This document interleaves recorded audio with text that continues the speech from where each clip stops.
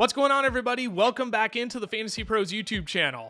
My name is Lucas Wencl, and today I am bringing you 4 bold predictions ahead of Week 11 of the NFL season. Now, keep in mind, these are bold predictions, things that are unlikely to happen, but they're not impossible. If they hit, sweet, but if they don't, it was expected that they weren't going to.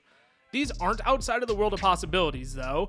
But before we dive on into the list, if you're juggling multiple fantasy football teams and feeling overwhelmed, Fantasy Pros will help you simplify things.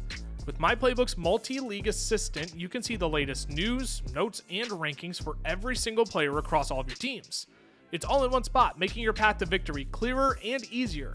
Dive in, let us help you dominate all your leagues with the multi-league assistant at fantasypros.com/myplaybook or on the My Playbook app.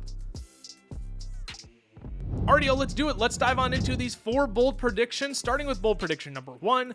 George Pickens will finish as a top 3 fantasy wide receiver against the Baltimore Ravens this week. Ever since Russell Wilson has taken over at quarterback, y'all, George Pickens has been phenomenal. Week 7, he put up 22 fantasy points and finished as the wide receiver 4 on the week. Week 8 came back down to earth a little bit, scored half as many points, put up 11 of them, finished as the wide receiver 44 on the week. But now in week 10, we saw him dominate again, 20.5 fantasy points, good for the wide receiver 5 on the week. Now we look at week 11, we get a prime matchup with the Baltimore Ravens, who we've had a lot of success picking on in these videos this year. The Ravens, they've allowed the most fantasy points per game to wide receivers this year, and the most schedule-adjusted fantasy points to wide receivers as well. And specifically to wide receivers lined up out wide, they are 31st in schedule-adjusted fantasy points allowed to wide receivers, meaning they allow a ton, right? They've given up 16 touchdowns to the position, which is the most in the league, and 6 different wide receivers have scored 20-plus fantasy points against them this year. That includes Jamar Chase, who, again, just put up 55 on them this last week.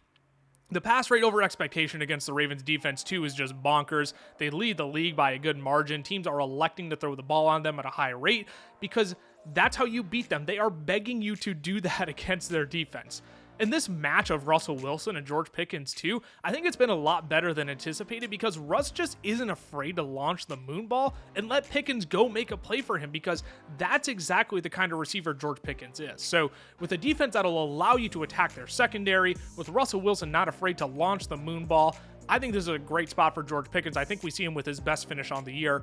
I predict that he will be a top 3 fantasy wide receiver at the end of week 11.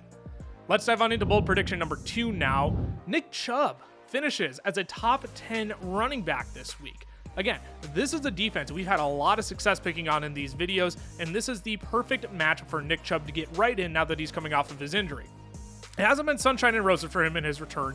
We saw him fall into the end zone his first game back against Cincinnati.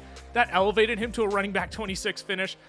He's been getting the bulk of the carries over the last 2 weeks. He's been getting 15 and 16 carries respectively, but the production, y'all, has just been so bad. He's averaging only 2.7 yards per carry, which is nearly half of his career average of 5.2 yards per carry. And again, I mentioned he finished as a running back 26 against Cincinnati, but then his last 2 games, the running back 43 and the running back 47. This matchup against the Saints, though, y'all, it is almost impossible to not take advantage of. 7 different running backs have scored at least 18.5 fantasy points against New Orleans this year. They've allowed the 6th most rushing yards to running backs, and they've given up 12 rushing touchdowns, second most to only the Carolina Panthers, who have given up 14. And I know this Browns offensive line has also not been playing great, but this is Nick Chubb's truly first good matchup of the season. He got dealt Cincinnati, who okay run defense, but then Baltimore and the Chargers, who are 2 of the most stout run defenses in the league, in his first 3 games back. So I'm going to play the favorable matchup here and another game removed from his return and say that Nick Chubb will finish as a top 10 running back this week in fantasy football. Let's move on to bold prediction number 3 now.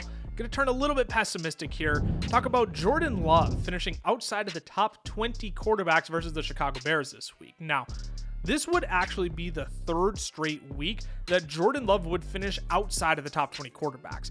He gets somewhat of a pass against the Jaguars a few weeks back where he had to leave the game early. It was really bad weather against the Packers before going into their bye week, but Now he gets a legit Chicago Bears defense. On the season, the Bears, they have given up the fewest fantasy points per game to quarterbacks, just over 10 points per game to quarterbacks. They've allowed the 4th fewest passing yards. They've given up only 6 passing touchdowns, and the average passer rate against them this year has only been 77.4, which is actually the 2nd lowest in the league. And while they haven't played the strongest schedule for quarterbacks this year, they've still shut down some pretty strong names, like CJ Stroud in week 2, 14.3 fantasy points. That was only good for the quarterback 16 on the week. Matthew Stafford in week 6 only had 5.8 points. That was good for the quarterback 30.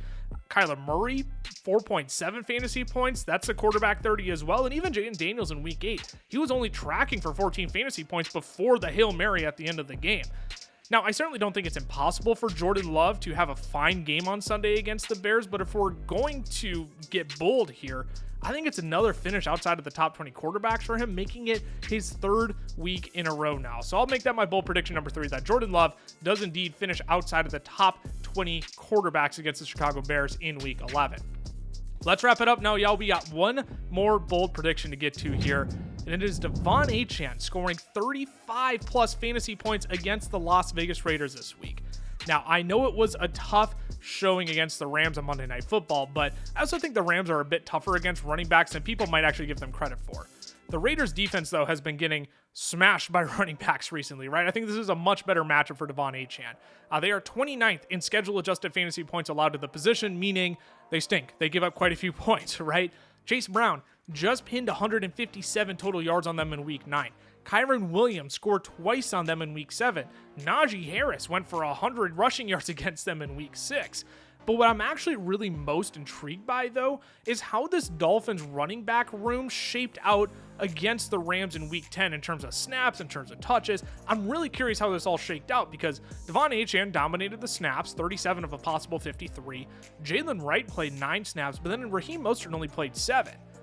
Achane also has now caught 5+ targets in each of his games with Tua Tagovailoa this year. He drew 5 of those targets, and Raheem Mostert only drew 2 targets.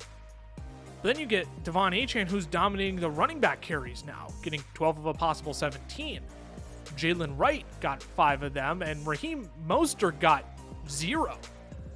I'm not quite sure people are realizing that Raheem Mostert is actually getting phased out of this backfield after his fumble back in week 9. And I'm thinking the Dolphins probably, I don't know if they'll handily beat the Raiders this week, but if Achane gets 15 to 17 carries, if he breaks off a couple big runs, hauls in another 5 to 7 catches as he has with Tua all year, finds the end zone a pair of times, like you can come up with a scenario here where Achane has a 30+ point fantasy day, and I'll make the bold prediction that he has one of those insane days where he gives you 35+ fantasy points this week. So that's how I'll wrap out this list. Achane against the Las Vegas Raiders this week has himself a day, finishes with 35+ fantasy points, which would put him in very good contention to be the overall running back 1 on the week. That's all I've got for you, though. Those are 4 bold predictions ahead of week 11, y'all. But before we sign off here, remember, if you're juggling multiple fantasy football teams, feeling overwhelmed, FantasyPros will help you simplify things. With My Playbook's multi-league assistant, you can see the latest news, notes, and rankings for every single player across all of your teams. It's all in one spot, making your path to victory clearer and easier. Dive in. Let us help you dominate all your leagues with the multi-league assistant at fantasypros.com/myplaybook or on the My Playbook app.